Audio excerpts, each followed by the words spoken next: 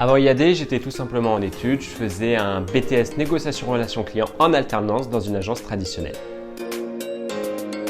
Ce qui m'a attiré, c'était tout simplement la possibilité de créer et de développer ma propre équipe commerciale et d'articuler notre travail autour d'un métier à forte rémunération et où il n'y a aucune limite.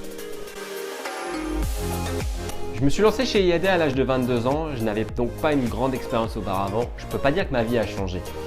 Par contre, aujourd'hui, je suis libre de gérer mon agenda comme je le souhaite, de travailler avec les clients de la manière dont j'ai envie et je suis même libre de choisir les personnes avec qui je travaille.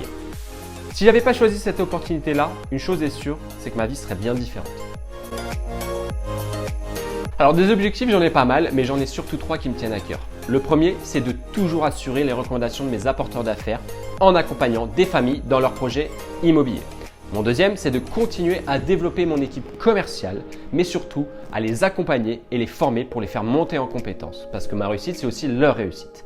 Et mon troisième objectif, c'est d'internationaliser mon fonds de commerce en ayant des piliers à l'étranger où IAD est implanté. Parce qu'il n'y a pas meilleur concept. Se franchiser IAD, c'est pas simplement devenir conseiller en immobilier, mais bel et bien avoir l'opportunité d'aller chercher une certaine liberté par le développement de son fonds de commerce, mais aussi de faire de notre métier un job agréable dont on ne se lasse pas. Ça fait déjà quelques années que j'exerce ce métier et j'ai eu la chance de pouvoir accompagner plusieurs entrepreneurs franchisés IAD. Me rejoindre, c'est rejoindre une personne qui aime partager son expérience et ses connaissances, mais surtout qui a pour mission de mener son équipe vers la réussite pour qu'ils puissent à leur tour atteindre cette fameuse liberté. Alors des conseils, j'en aurai plusieurs, mais avant tout d'être proactif, de ne pas attendre que ça vienne tout seul, de lui-même aller chercher de la formation, de lui-même aller vers les clients et plein d'autres choses, mais surtout d'être rigoureux et récurrent dans ses actions et de ne jamais rien lâcher.